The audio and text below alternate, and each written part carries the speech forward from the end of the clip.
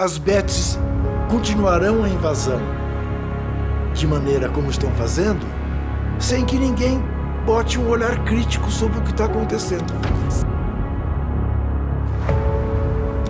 Eu entrei em depressão por conta do jogo.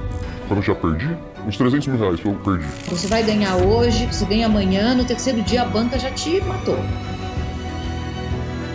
80% dos pacientes que chegam para tratamento falam o seguinte: olha, eu considerei até me matar como uma última saída honrosa.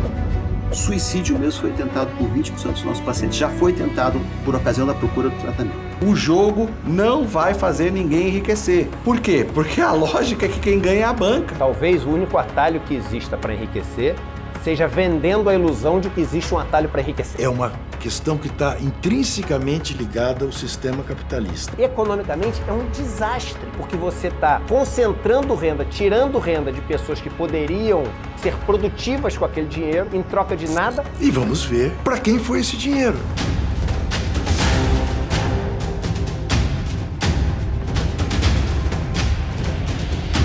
Busca por essa fantasia do enriquecimento, ou mesmo na simples distração de fazer uma fezinha, há uma armadilha perigosa: o vício.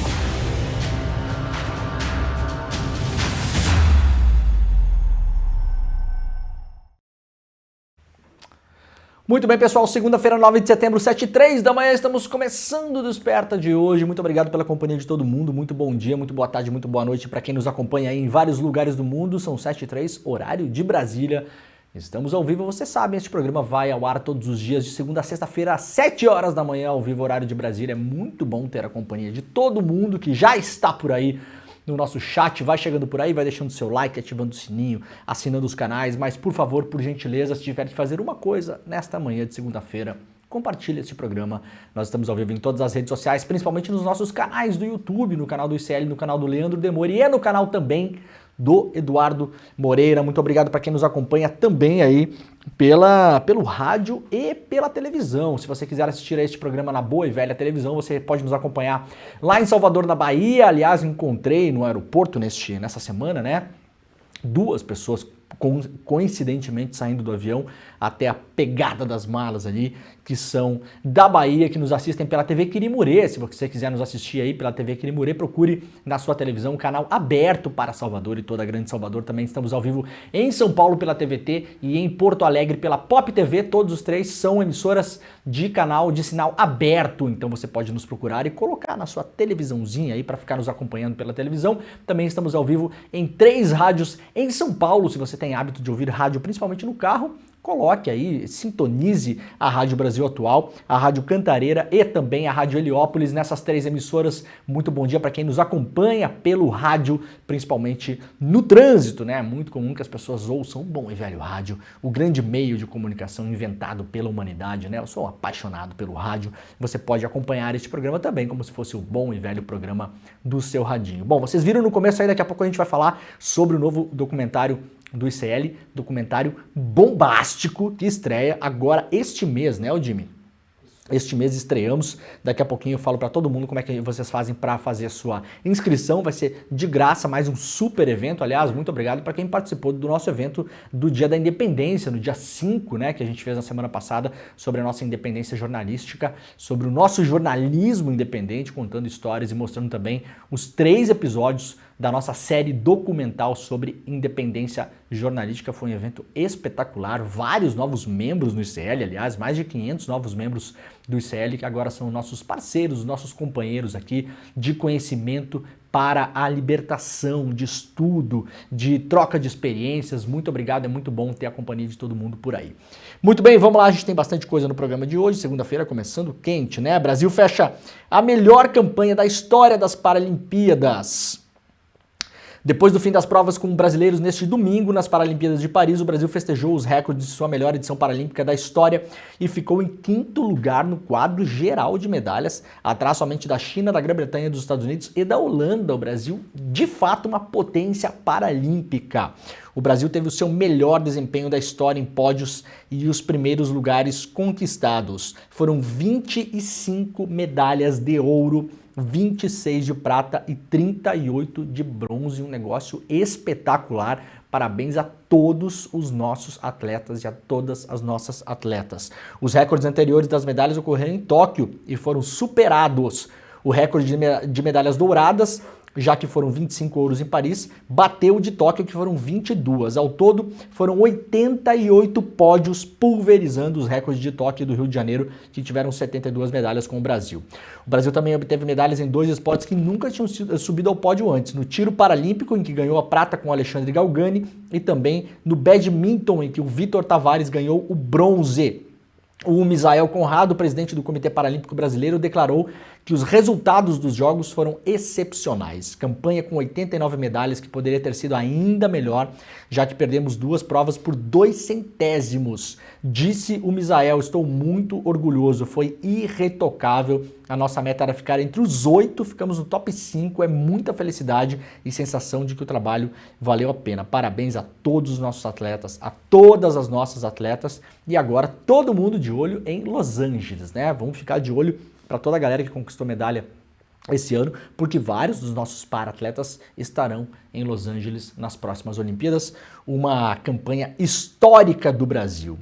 Olha, para quem estiver no Rio de Janeiro, uma dica cultural aqui, né? Festa teatral em homenagem ao Antônio Abujamra, estreia no Rio de Janeiro, uma versão de Hamlet, estreia em formato de festa teatral, começou nesse final de semana no Rio de Janeiro, montada por uma companhia, né, criada pelo Abujamra. O espetáculo contará com recursos tecnológicos como projeções, uso de inteligência artificial, vídeos curtos com linguagens das redes sociais como TikTok, músicas originais compostas pelo músico André Abujamra, o filho do Antônio Abujamra. E também terá o ator Antônio Grassi no elenco. Um festival excepcional, dá uma olhada aí para você poder curtir também essa dica teatral aí no Rio de Janeiro. Cometa do século poderá ser observado no Brasil na próxima semana. Na próxima semana, os entusiastas da astronomia terão a oportunidade de observar um dos grandes aguardados cometas do ano, à medida que este cometa, né, o C2023A3, se torna cada vez mais visível no céu noturno. Neste momento, o chamado cometa do século, como vem sendo chamado pelos astrônomos e entusiastas aí da astronomia, está muito próximo do Sol, o que torna difícil ser observado, especialmente a olho nu.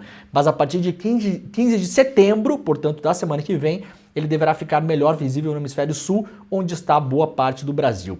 A sua aparição deve ser algo muito especial. A expectativa é que seu aparecimento traga um brilho tão intenso como o cometa Hale-Bopp, que passou pela Terra em 1997, por isso o apelido de cometa do século. Para quem é aficionado aí, né, em ficar observando as estrelas, preparem-se porque na semana que vem, se a fumaça deixar, né, Jimmy, porque o Brasil está enfumaçado, né? Essa semana, aliás, esse final de semana especialmente, eu não sei, até comentem aí nos comentários como está o clima na sua cidade em relação à fumaça, porque aqui a gente está com uma névoa, o céu azul desapareceu, a gente não vê mais, e muita gente não se deu conta, ainda acha que é neblina ou que o tempo está nublado. O tempo não está nublado no Brasil.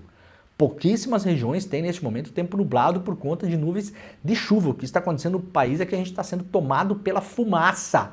Já tive notícias aí de alguns amigos que tiveram que, inclusive, baixar o hospital por insuficiência respiratória, né? Tomar corticoide, bomba de oxigênio, aquela coisa toda.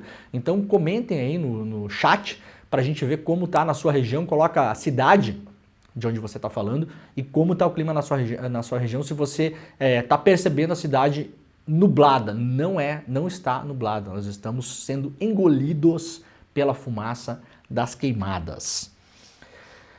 Trump e Kamala Harris aparecem tecnicamente empatados em nova pesquisa. A menos de 2 meses das eleições dos Estados Unidos, os candidatos à presidência Donald Trump e Kamala Harris estão tecnicamente empatados, de acordo com uma pesquisa nacional conduzida pelo jornal The New York Times e publicada em conjunto com o Instituto Siena College.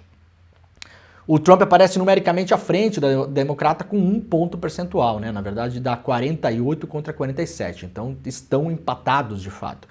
A diferença está dentro da margem. A campanha de Trump passou por um período relativamente turbulento nas semanas após o presidente democrata Joe Biden desistir da corrida. Estudos mais recentes indicam, porém, que a principal base de apoio dele se manteve intacta. Essa também é a conclusão da pesquisa do New York Times. Segundo ela, as opiniões dos eleitores sobre Trump estão bastante sedimentadas, mas eles sentem que precisam aprender mais sobre Kamala. Enquanto 28% dos entrevistados indicaram que precisam de mais informações sobre ela, só 9% afirmam o mesmo sobre Trump. Ou seja, a imensa maioria dos norte-americanos já conhece Trump o suficiente para votar nele ou não, né? Tem aí um lastro aí de 9% que declarou na pesquisa que precisa conhecer um pouco mais para definir o seu voto. Já Kamala Harris tem um lastro pela frente de quase 30% dos eleitores nos Estados Unidos que diz não conhecê-la suficientemente para definir se vai votar nela ou não. Então tem uma possibilidade maior de crescer a Kamala Harris em relação a isso do que o Trump. O levantamento ainda afirma que o debate presidencial, que será amanhã, primeiro grande debate presidencial, o Trump inicialmente falou que não iria aos debates, né? Principalmente quando teve a troca de candidatos ali. Teve a convenção democrata também, tem um termo que eles usam nos Estados Unidos, eu não sei exatamente o nome agora, eu acho que é convention bump, um negócio assim, que depois que você faz a convenção, você tem uma subida nas pesquisas, e isso aconteceu com o Trump, isso aconteceu com a Kamala também, agora as coisas tendem a se sedimentar, e a campanha de fato começa amanhã com o primeiro grande debate entre os dois candidatos. Veremos o que vem pela frente. Por enquanto, desde que foi substituída pelo Joe Biden, a Kamala Harris ela segue liderando a conversa na imprensa e nas redes sociais nos Estados Unidos, e isso é muito importante em uma campanha presidencial, principalmente para o Trump, né, que vem desde a sua campanha de 2016, liderando as conversas para o bem ou para o mal. Há uma estratégia ali de que não importa o que você fale, o que importa é que estejam sempre todos falando de você ou correndo atrás dos assuntos que você pauta na imprensa. Por isso a estratégia de choque de campanhas como do Trump, do Milley, do Bolsonaro, do Marçal agora, de sempre estar guiando a cobertura da imprensa e o debate nas redes sociais, e por isso as declarações chocantes, mentirosas que a gente vê sempre aí, porque isso importa de fato, né? Esse flood que eles chamam, né?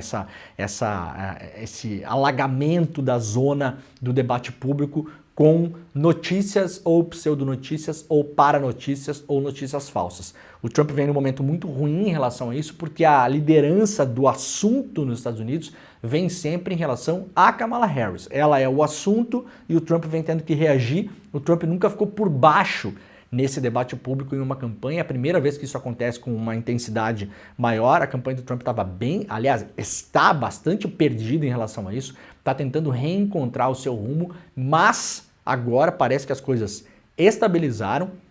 Há uma tendência de que a Kamala não consiga liderar essa conversa mais, porque já passou a indicação dela, já passou a convenção do Partido Democrata, enfim, o grande momento de notícia onde o nome dela era o nome principal a guiar a conversa, aparentemente passou, as coisas tendem a ficar um pouco mais equilibradas agora, e o debate de amanhã é um debate importante porque a gente vai ver mais ou menos em que tom estão os dois candidatos. Se a Kamala vai para cima do Trump, se o Trump vai estar mais agressivo, menos agressivo, se vai jogar no tudo ou nada com uma quantidade absurda de maluquice que ele fala, se vai tentar segurar um pouco mais, a gente não sabe ainda exatamente em que tom estarão os dois. Muito possivelmente o debate de amanhã vai dar o tom, né, das campanhas. O levantamento afirma, claro, que o debate presidencial de amanhã, exibido pelo canal ABC, vai ser mais ou menos aí às 10 horas de Brasília. Eu acho que passa no YouTube, tá? Vai ser um momento crucial para a campanha, então quem quiser ficar ligado aí, 10 horas da noite, horário de Brasília, amanhã, procura no YouTube, porque possivelmente passa no canal ABC, passa aí para todo o mundo e eventualmente em outros canais também, às vezes outros canais repassam isso, ou até os canais das campanhas, né? Então se for passar, você vai entrar no YouTube 10 horas da noite, sem dúvida o YouTube vai jogar na sua cara o debate que vai estar passando por ali, né? Veremos como serão as coisas então amanhã. A BBC News Brasil publicou, né, porque o debate entre Kamala e Trump é o mais importante em 60 anos. Quando a democrata e o republicano se posicionarem nos púlpitos na TV americana ABC News, na Filadélfia, amanhã, será a primeira vez em que os dois se encontrarão pessoalmente como candidatos à presidência. Munidos apenas de papel, caneta e água, ambos protagonizarão um dos eventos mais aguardados das eleições de 2024, o segundo debate da campanha. O primeiro foi Trump e Biden, lembra aquele debate que o Biden teve um apagão, né? Que foi absolutamente desastroso, e aquele debate foi um momento definidor, inclusive para o Biden abandonar forçadamente, inclusive, a disputa nos Estados Unidos e abrir caminho para um outro candidato. Considerando que o primeiro dos confrontos dinamitou a candidatura à reeleição de Joe Biden, alguns analistas políticos já veem a atual temporada eleitoral como a mais impactante para debates televisivos desde as eleições de 1960. Aquela disputa há 64 anos entrou para a história não só por inaugurar o gênero do embate político televisivo nos Estados Unidos. Foi o confronto diante das câmeras entre um jovial, sorridente e maquiado John Kennedy e o então experiente vice-presidente Richard Nixon, que se apresentou gripado com a barba por fazer e o olhar abaixo da linha da câmera, que definiu a apertada corrida em favor do Kennedy. Então, amanhã, todo mundo que tiver interesse nas eleições dos Estados Unidos, de olho para ver o que pode acontecer por lá. Vamos lá para o iclnoticias.com.br. Incêndio destrói cerca de 10 mil hectares na Chapada dos Veadeiros. Um incêndio iniciado na última quinta-feira destruiu cerca de 10 mil hectares no Parque Nacional da Chapada dos Veadeiros, em Goiás. De acordo com a administração da Unidade de Preservação, a área atingida é ainda uma estimativa e fica entre o Paralelo 14 e a Cachoeira de Simão Correia. Em nota divulgada nesse final de semana, a chefia do parque informou ainda que não sabe o que ou quem provocou o incêndio, o que sinaliza que a Unidade de Preservação entende que pode ter sido criminoso. Na mensagem também destacada que desde o começo o ICMBio e o Instituto que preserva o IBAMA e o Instituto Preve Fogo, né, que cuida dos incêndios, preserva os incêndios e tenta combatê-los, escalaram efetivos para ajudar a debelar o incêndio junto com o Corpo de Bombeiros Militar de Goiás.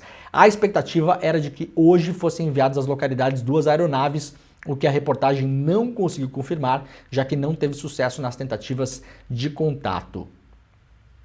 Secas e queimadas deixam alimentos como açúcar, feijão e carne mais caros.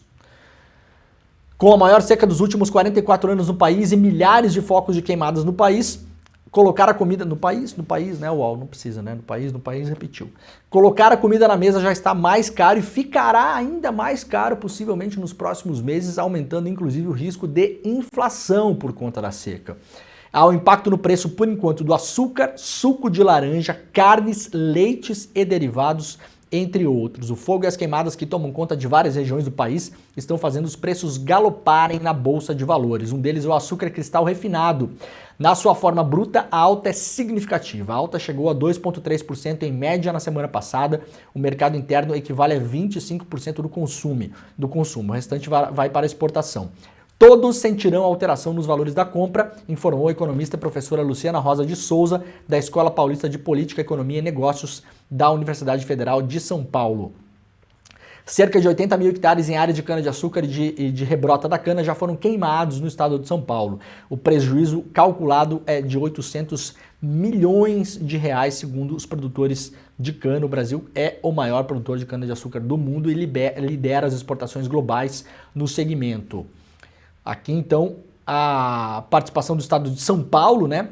Os cultivos que São Paulo lidera: laranja, limão, cana-de-açúcar, goiaba, abacate e hortaliças, né? É um grande produtor de alimentos. Como os incêndios pegaram o Brasil inteiro, mas pegaram muito fortemente também regiões agrícolas do interior do estado de São Paulo, a gente deve sentir um aumento no preço dos alimentos, de alguns alimentos importantes, inclusive da cesta básica, aí nas próximas semanas e meses. O feijão é outro que fica mais caro. O aumento estimado pode chegar a 40% até o final do ano no feijão. Isso aí vai tirar o humor de muita gente que faz supermercado, porque é um alimento que praticamente todo mundo compra. O aumento das frutas e hortaliças também pode acontecer no Brasil. E outros produtos como a banana também, né? Pode ultrapassar a alta de preços por causa da entre-safra, mas a seca também pode ter impacto em relação ao preço desse e de outros alimentos. Maior seca da história do Brasil afeta 1.400 cidades no país. A maior seca da história afeta 1.400 cidades em nível extremo ou severo. Este período de estiagem chegou mais cedo como um exemplo de mudança climática que é causada por um conjunto de fatores, começando pelo aquecimento global. Aqui neste programa, vocês sabem, já desde o começo do ano, a gente vem alertando que a seca chegaria mais cedo, mostrando inclusive os rios, principalmente do norte do país, que já estavam sofrendo meses antes do período de poucas chuvas do norte, várias imagens de rios nesse momento pelo país, principalmente no norte, que viraram imensos bancos de areia, inclusive o Rio Madeira, o que é muito preocupante porque o transporte fluvial é essencial para a região de pessoas, de produtos e de alimentos. Então também devemos ter uma inflação maior nessas regiões que dependem desse transporte, porque o transporte fica mais caro, porque terá que ser feito muitas vezes por aeronave, né? Ou impossível, pode ter inclusive escassez de alguns produtos em algumas regiões mais isoladas. O mundo registrou neste ano o mês de agosto mais quente da história e nos últimos 14 meses, 13 meses registraram temperatura média 1,5 grau mais quente do que o período antes da era industrial. O pesquisador Giovanni Dollif, ouvido lá pelo Fantástico ontem, diz que tudo indica que a alta na temperatura vem para ficar. Disse ele, é mais grave do que isso, nós brasileiros estamos sentindo o aquecimento acima dessa média global. Nesse inverno, o trimestre junho, julho e agosto teve em São Paulo, por exemplo, 2 graus acima da média. De fato, é um tempo muito maluco. Aqui pelo sul, a gente teve aí umas 3 semanas seguidas, né, com a temperatura bem baixa, né? Foi assim de 0 a 5 graus, não teve nem aqueles dias que estavam mais ou menos tranquilo, e aí depois começou esse calor, agora é um calor de verão. O que a gente viu nessa semana aqui, no final de semana, é um calor de verão mesmo, no meio do inverno, lembrando, a primavera não começou ainda. Então nós tivemos esse ano, no sul do país, alguns recordes ou temperaturas baixas, muito baixas, e agora temperaturas altas, muito altas. Lembrando que o que causou a enchente última que aconteceu no Rio Grande do Sul esse ano foi uma bolsa de ar quente gigantesca que impediu que a chuva que chegou no sul do país tradicionalmente conseguisse rumar para o norte, né, e aliviasse. Ela choveu toda na mesma região porque ela não conseguia caminhar, não conseguia andar, não conseguia evoluir para o seu antigo circuito natural. Então essas ondas de calor também podem provocar mais chuvas torrenciais em algumas regiões do Brasil e tragédias como nós vimos esse ano por aqui. A coisa não tá boa e não tá com cara de que vai melhorar, né? Movimento ocupa mercados em todo o país contra a fome. Supermercados da rede Carrefour em 30 cidades do país foram ocupados por famílias organizadas no movimento de luta nos bairros, vilas e favelas no sábado. Em um dia de ocupação, o MLB já conseguiu a doação de 13.500 cestas básicas para famílias do movimento. O movimento reivindica a entrega de 36 mil cestas básicas, com 12 mil distribuídas nos próximos 36 meses. Esse número corresponde a 12 mil famílias organizadas pelo movimento que atualmente vivem em situação de fome ou insegurança alimentar. O MLB é um movimento nacional de luta para a reforma urbana que existe desde 1999 e atua em mais de 20 estados do país. Segundo dados do IBGE, mais de 64 milhões de brasileiros estão em insegurança alimentar. Quando a pessoa não tem certeza do que vai comer nos próximos dias, 64 milhões de pessoas, segundo dados oficiais, não sabem se na quarta-feira terão comida em casa. A gente passa muito tempo discutindo bobagem, né? Bobagem da política, bobagem. Aquilo que vira quase uma cobertura de celebridades, muitas vezes, né? Bom, a gente viu na última semana aí, né? Deolane, o caso Deolane, quantas matérias foram feitas sobre isso? É um negócio, assim, é claro que é um mega esquema de apostas, isso aí é fundamental, tem que ser investigado, mas vocês viram o que aconteceu, né? O caso virou a cobertura da influencer, a cobertura da mulher que tem 23 milhões de seguidores no Instagram, porque isso gera clique.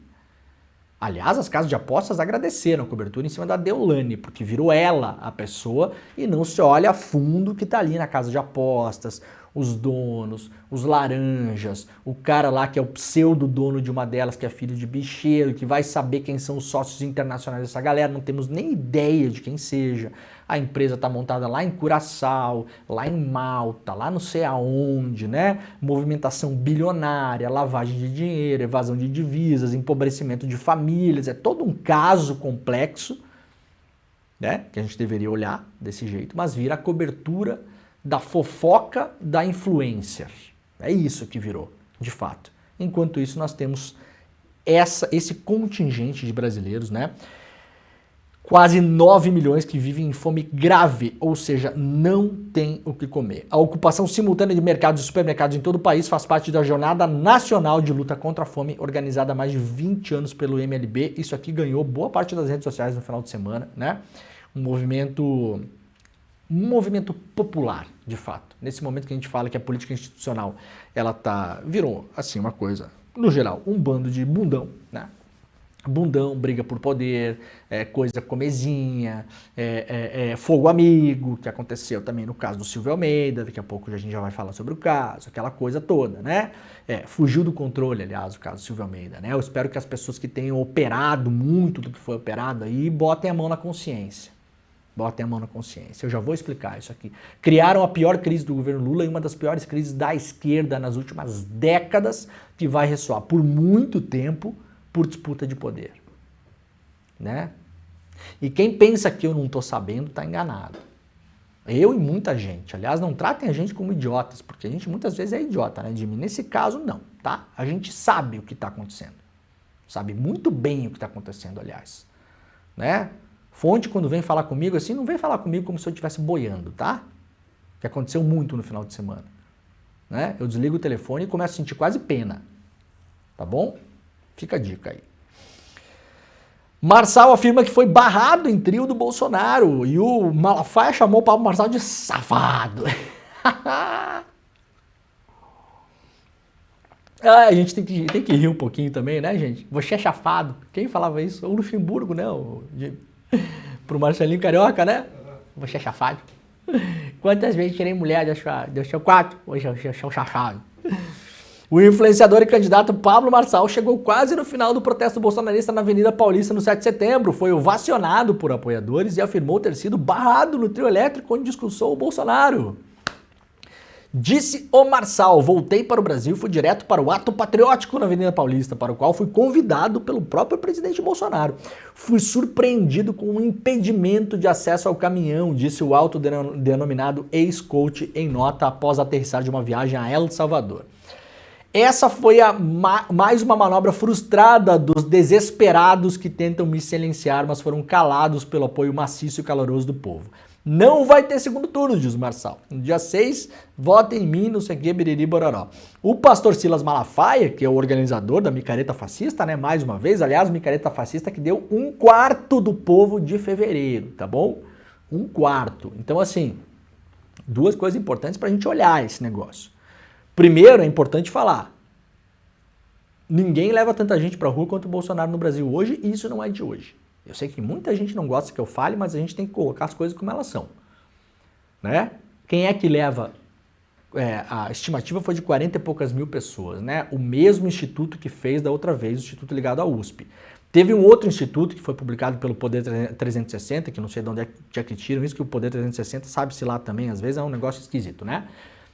A USP falou da outra vez em 100 e poucas mil pessoas, o Poder 360 falou em 360 mil. Tudo bem, que seja. Mas o próprio Poder 360 agora está falando que também foi 1/4 do tamanho. Então não importa quem estimou o quê, se você olhar as imagens aéreas, em fevereiro, que foi aquela coisa avassaladora, tomou conta de toda a Avenida Paulista, de fato, ou de uma boa parte, porque a Paulista é grande, né, gente? Esse ano, essa de sábado, foi muito menor. Bastidores, atenção, bastidores do entorno do bolsonarismo. Eles esperavam, sim, que fosse igual ao de fevereiro, tá? Esperavam. Nesse ponto, foi uma decepção. Ainda tem uma autoestima elevada, porque é o que eu acabei de falar. É só o bolsonarismo ou a extrema-direita que leva essa quantidade de gente nas ruas hoje no Brasil. É só eles, né? Qual a única manifestação popular que leva tanta gente na rua hoje, mais do que o Bolsonaro? Aliás, aí sim, muito mais, é a nossa querida e amada parada gay, né? Parada LGBT e tal, não sei o quê, mas a parada gay, para simplificar a comunicação para as pessoas, né? Aí leva, sim, né? 400, 500 mil pessoas, 600 mil, 1 milhão, aí é outro level, né? Outro level. Mas tirando isso é só. Agora, foi muito menor do que eles esperavam. Vejam só. Muita gente apareceu na Paulista, aliás, com o símbolo do Twitter, cartaz do Elon Musk e bonezinho do Elon Musk, não sei o quê. Eu ouso dizer que se não fossem as investidas do Elon Musk, que opera o algoritmo do Twitter para fazer aparecer os posts que ele posta mais e que a fascistada toda posta mais. Isso não sou eu que acho, já saiu N reportagens, inclusive livros sobre isso, com documentos internos, e-mails, trocas de mensagem do Musk com funcionários, que o Musk foi lá e falou, não, tem que mudar o algoritmo aí, porque quando eu postar todo mundo tem que ver. Então o cara, inclusive, manipula a plataforma. A liberdade de expressão não é isso, né? Isso não é liberdade de expressão. Liberdade de expressão é quando todo mundo tem voz e todo mundo pode falar no mesmo nível.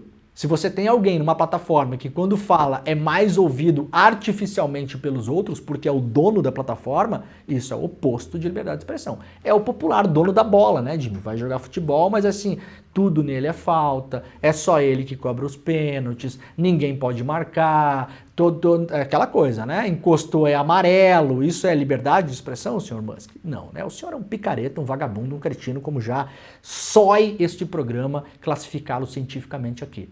Agora, o bolsonarismo leva muita gente pra rua, mas foi decepcionante. Eles esperavam muito mais gente. Se não tivesse esse super esforço do Musk e dos seus miquinhos amestrados aí, né, ativista, jornalista, golpistas em geral, né, e se não fosse a decisão do Alexandre de Moraes de bloquear o Twitter no Brasil, vamos supor que o Alexandre de Moraes tomasse essa decisão agora, essa semana, e não antes da micareta fascista, eu acho que ia ter menos gente ainda, tá? Então, assim, o bicho não é tão feio quanto parece. O momento não tá para peixe na América Latina no geral, nem no Brasil, nem em outros lugares do mundo, para as esquerdas, não tá. Tá melhor para as extremas direitas e para as direitas? Tá. Veremos inclusive nas eleições municipais. A direita aí do centrão vai passar o rodo. O PT vai passar mal nessa eleição municipal, vocês podem ter certeza disso. Vai ficar lá embaixo de prefeituras. Agora, não foi tão bom quanto eles esperavam. O Malafaia, que organizou esse negócio e tal, não sei o quê, falou que o Marçal tá dizendo aí que foi impedido de subir no trio. O cara é tão safado, disse o Malafaia, que chegou no final. Depois que encerrou, ninguém vai subir, disse o Malafaia. Segundo o Malafaia, o Marçal quer tirar proveito, quer lacrar, quer fazer corte. Não, mas é óbvio, né, Malafaia? Que é exatamente o que o senhor faz também, inclusive, né?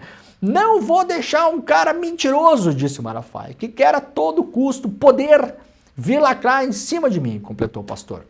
Marçal chegou ao final do discurso de Bolsonaro, subiu no ombro de apoiadores e foi ovacionado pelas pessoas que ali estavam. Aconteceram três coisas importantes pra gente deixar anotado aqui em relação a isso e em relação ao Marçal. Primeiro, todos os bolsonaristas que estavam em volta do Bolsonaro ali, quando foram embora, desceram no caminhão, Gustavo Gayer, Zé Trovão, que aliás está solto, achei que estava preso o Zé Trovão, está solto, tá? Informação aqui, está solto o Zé Trovão.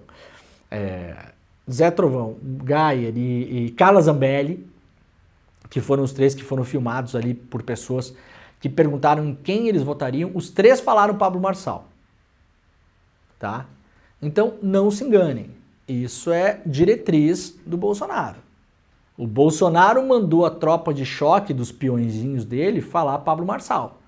Vocês acham que a Zambelli, o Gayer e o Zé Trovão iam falar que iam votar no Pablo Marçal sem a ciência da organização do núcleo duro ali do bolsonarismo? Claro que não.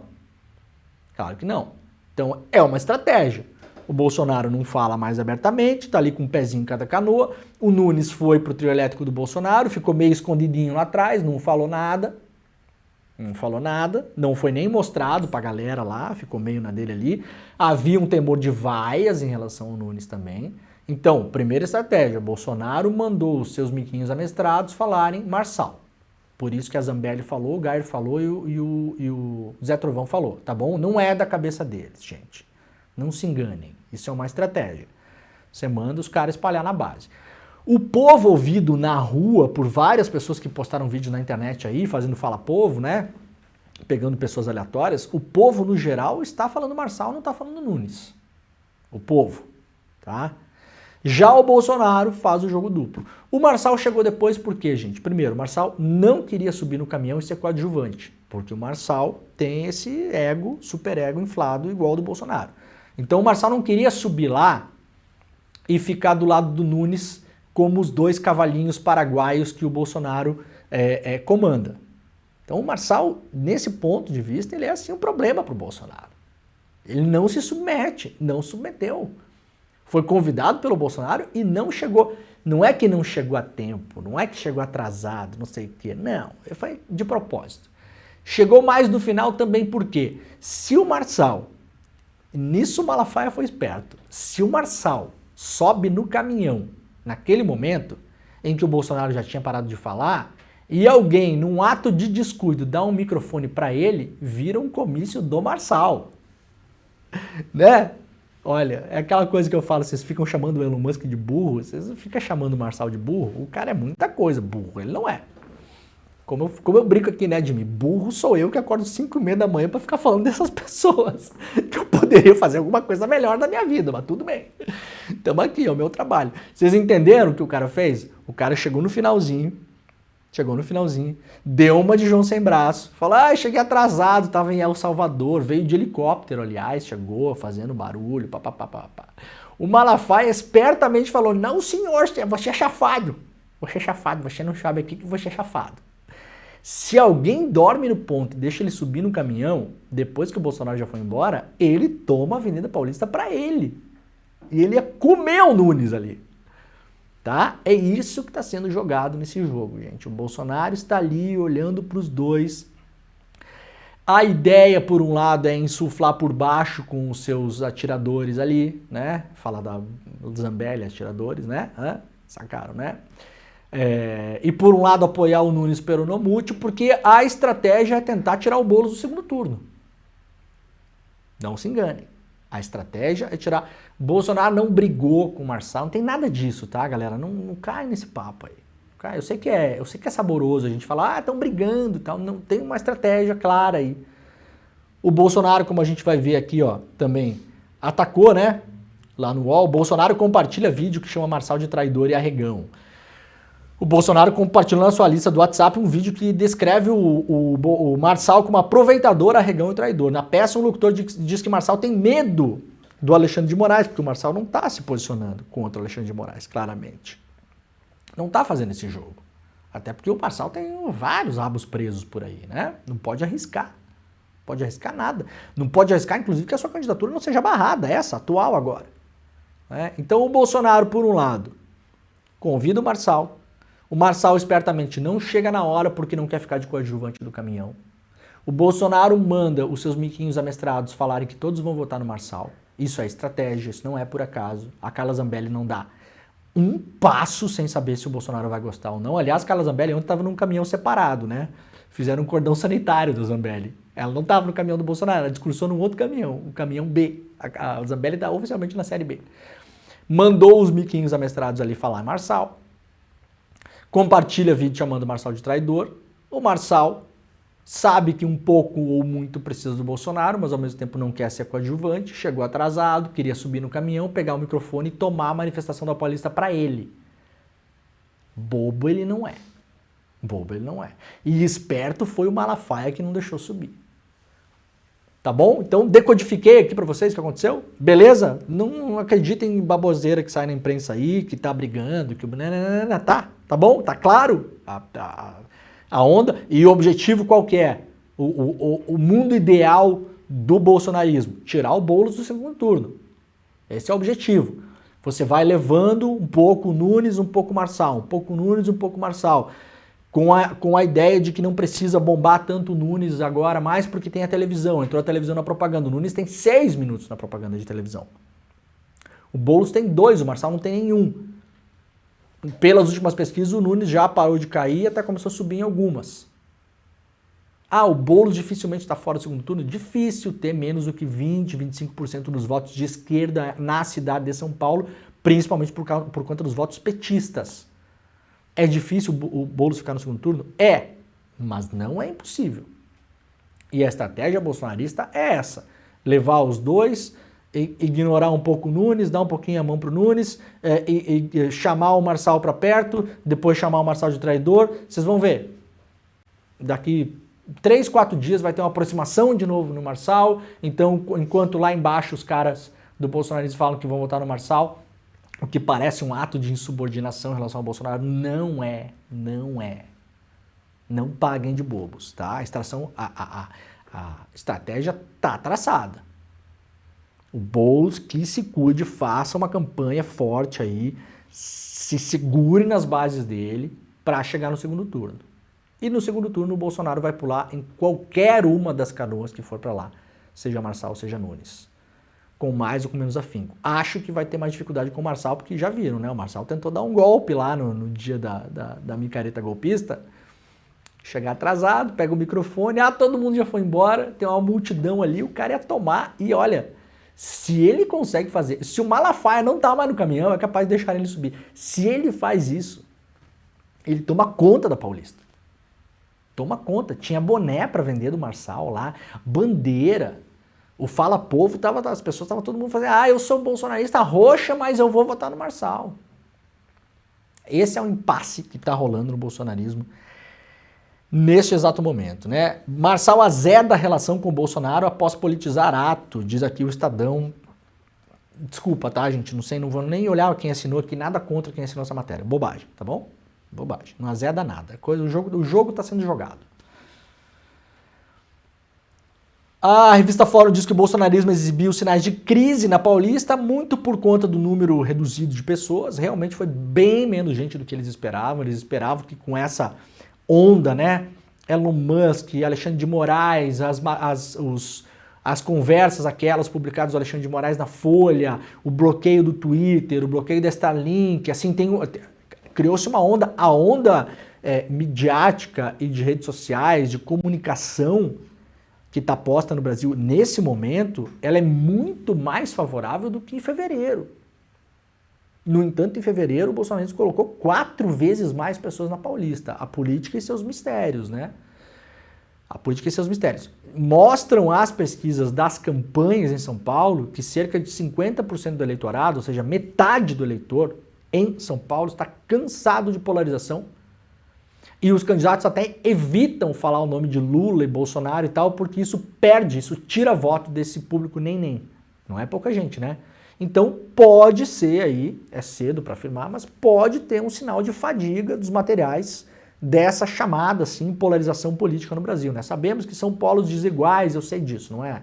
Não estou comparando, né, o Boulos com o Bolsonaro, não estou comparando. Mas como é visto pelas pessoas, é percebido pelas pessoas como polarização. Os dois extremos, essa é a percepção. Não adianta a gente brigar com percepção popular, né? A gente pode tentar educar para tentar mudar, mas não é fácil. Agora, essa é a percepção. Metade do eleitor de São Paulo não quer saber dessa conversa. Pode ter um sinal aí para todos os candidatos, aliás, né? Nunes leva à televisão condenação de Marçal e elo do partido do Marçal com o PCC. Vamos lá rapidamente para a Venezuela. Edmundo Gonzalez chega à Espanha para receber asilo político. O opositor de Nicolás Maduro, Edmundo Gonzalez, que questiona as eleições, disse que seguirá lutando pela liberdade da Venezuela agora na Espanha. Tinha ameaça de prisão contra ele, o regime do Nicolás Maduro permitiu que a Espanha pudesse levar ele para fora do país, agora está asilado na Espanha. O cálculo é de que ficaria muito feio para o Maduro prender o seu opositor, então deixou que ele fosse embora. Se não deixasse, não sairia, né? Foi permitido que ele fosse embora do país. A Venezuela entortou de vez, né, gente? Entortou de vez, não tem mais o que falar em relação à Venezuela. Teve uma crise muito grande no final de semana. As forças armadas lá da Venezuela cercaram a embaixada da Argentina, onde tem 7 ou 8 opositores do Maduro lá dentro. O Brasil, lembram? O Brasil está tomando conta da embaixada da Argentina, inclusive com a bandeira brasileira.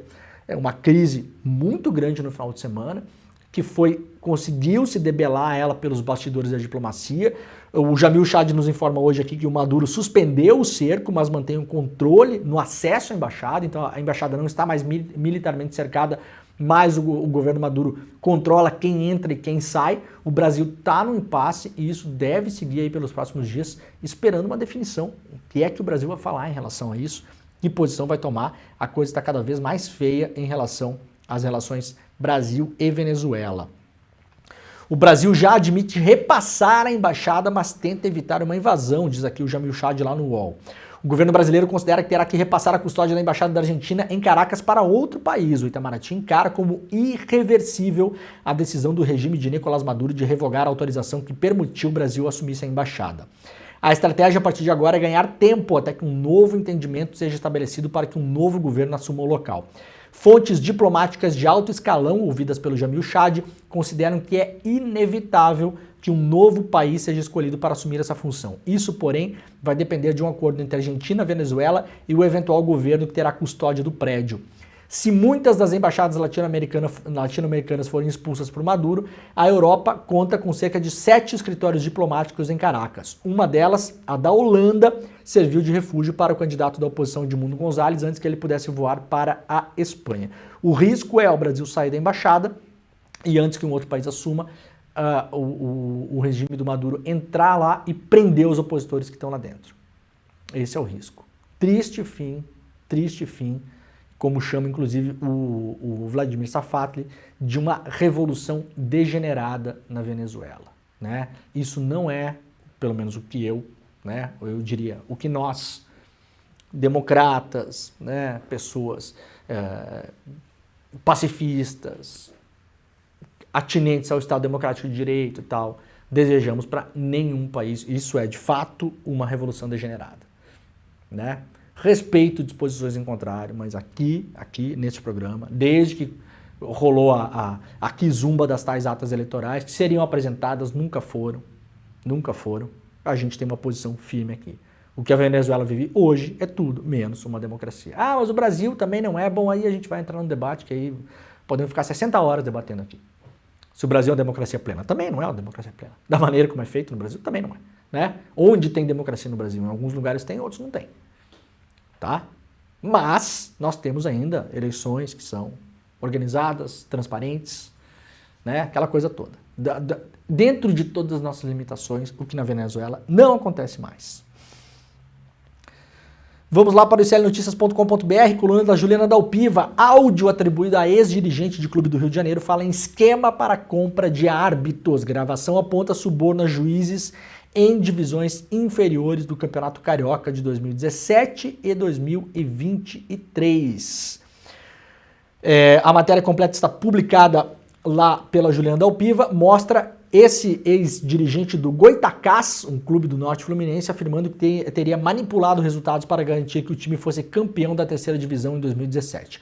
Para isso, se gaba de ter subornado árbitros. Segundo apurou a coluna, as falas são creditadas a Rodolfo Laterça, policial penal e ex-subsecretário de administração penitenciária do governo Luiz Fernando Pezão. Na gravação, ele chega a debochar. Disse ele, em 2017, subornamos muita arbitragem. Como é fácil corromper a arbitragem, disse ele, em relação a esses jogos de futebol. O CEO do site lá, Esportes da Sorte, né, que aliás patrocina vários times de futebol, campeonato, cobertura da Rede Globo, tarará, tarará, tarará, e a esposa se entregaram à polícia em Pernambuco. Eles são investigados em uma mega operação contra a organização criminosa especializada em jogos ilegais e lavagem de dinheiro, deflagrada na semana passada. É a mesma operação que prendeu lá a tal da Deolane, né? Os dois se entregaram e continuaram presos porque já havia mandados de prisão emitidos contra eles. Segundo a Secretaria de Administração Penitenciária de Pernambuco, Darwin, que é o nome do cidadão esse, né? Que, aliás, mostrou fantástico ontem, é filho de um bicheiro, né? Então, houve a migração do bicho para esses jogos e todas essas empresas registradas fora do Brasil, no geral em paraísos fiscais, os que mais acolhem empresas de apostas no mundo, tradicionalmente, são Curaçao e Malta. Há outros, mas são os dois, né? Então, assim, eu não quero nem imaginar quem são os sócios internacionais dessa galera, porque eu posso apostar que essa galera mandar mesmo, não manda nada. Tá? É o rosto público ali, se encheu de grana, aparece, vai nos jantares, fecha os patrocínios, compra a imprensa, compra a televisão, compra o rádio, todo mundo patrocinado por Bet hoje. Ninguém fala nada, influenciador, comunicador de rádio, jornalista, tem programa ali no rádio, depois tem lá um negócio no Instagram que bota a marca da Bet desse tamanho, todo mundo se vendeu para esse negócio. Vamos deixar bem claro aqui? Todo mundo se vendeu para esse negócio. Ah, mas eu sou só influenciador. Se os caras fazem bobagem, problema deles. Assim, tá bom. Tá bom. Tem uma questão ética aí, né? Mas para quem tradicionalmente se vendeu para a indústria do cigarro, anos atrás, para quem se vende para a indústria da bebida, para quem se vende para a indústria do petróleo, para quem se vende para a Big Tech, né? Para Google, para Facebook, para Twitter. Bom, a gente não espera mais nada, né? Vocês não conseguem fazer propaganda de uma coisa legal, sei lá, tipo Anistia Internacional? Não, tem que ser só porcaria mesmo. Ah, eu não tenho responsabilidade nenhuma. Tem sim. Ah, tem sim. Tá botando a sua cara para fazer isso.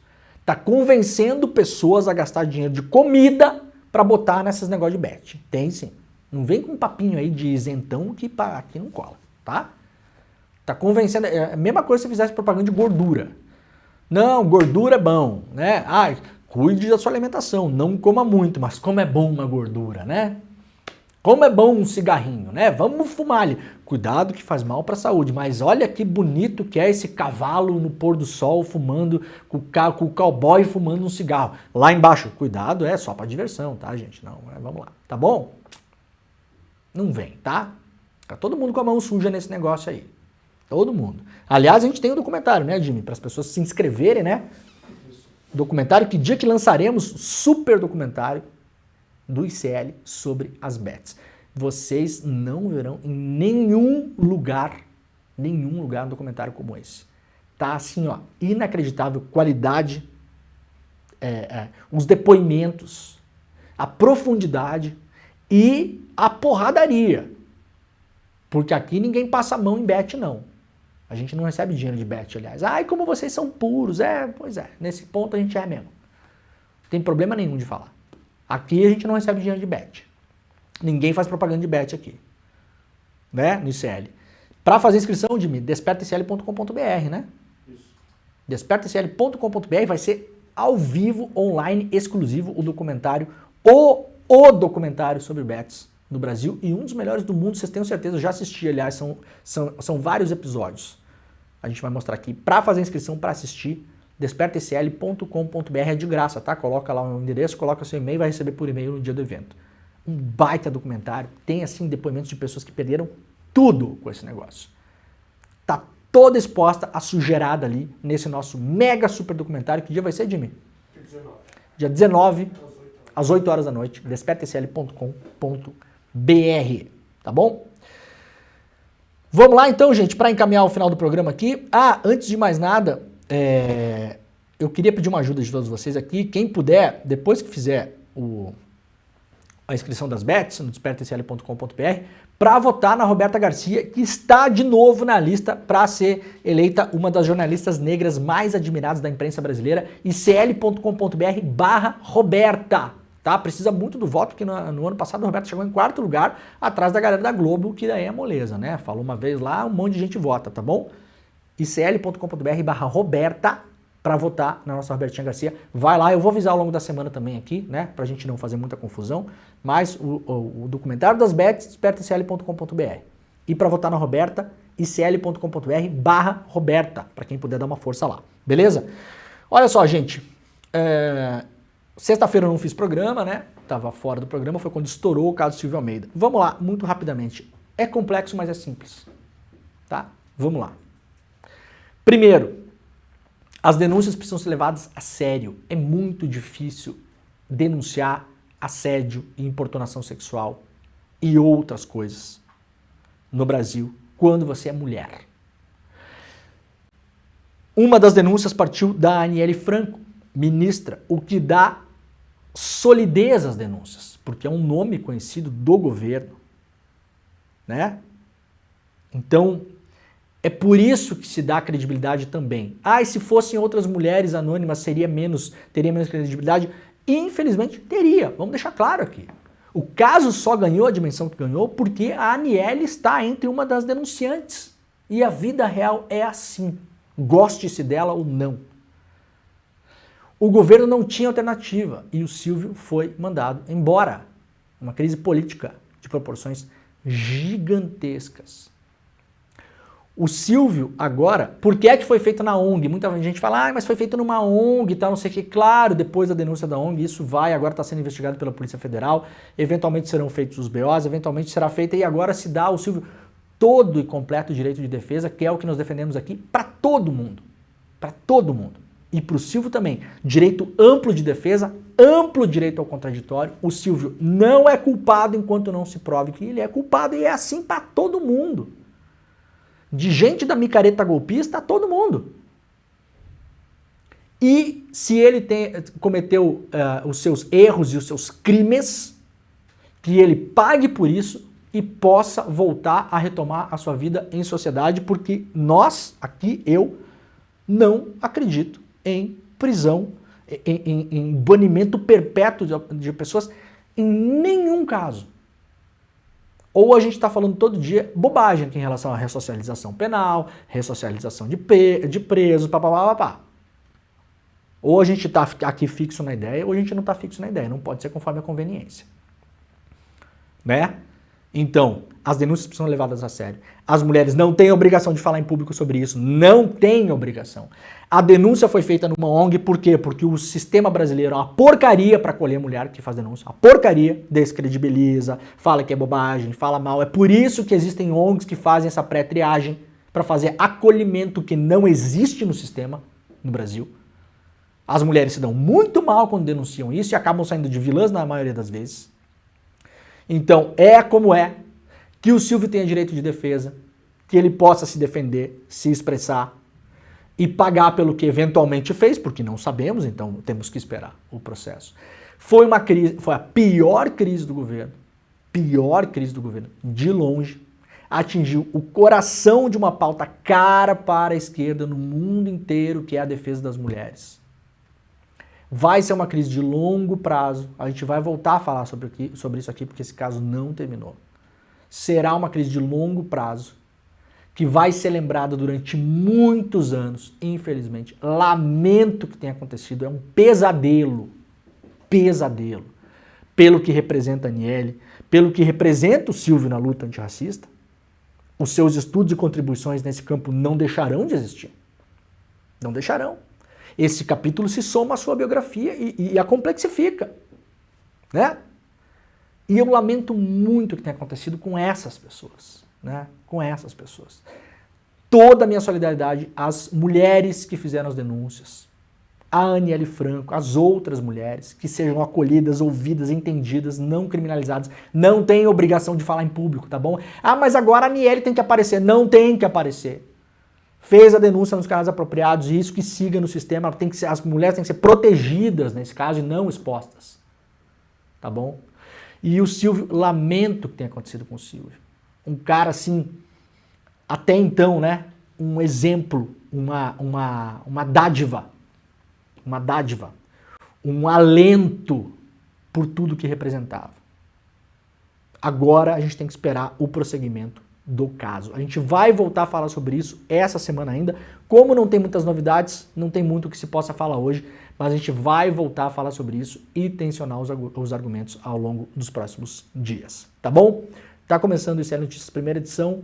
Um beijo, cuidem-se. Tchau. As bets continuarão a invasão de maneira como estão fazendo, sem que ninguém bote um olhar crítico sobre o que está acontecendo.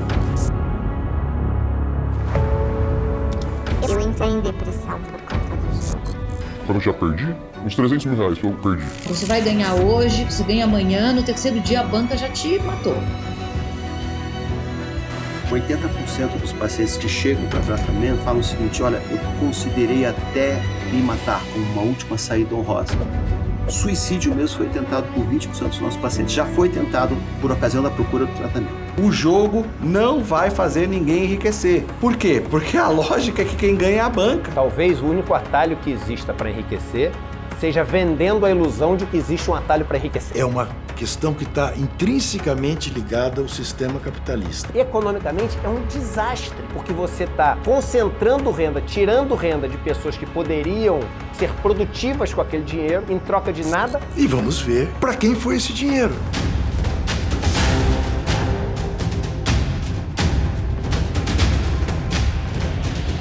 Abuso. busca por essa fantasia do enriquecimento ou mesmo na Simples distração de fazer uma fezinha a uma armadilha perigosa: o vício.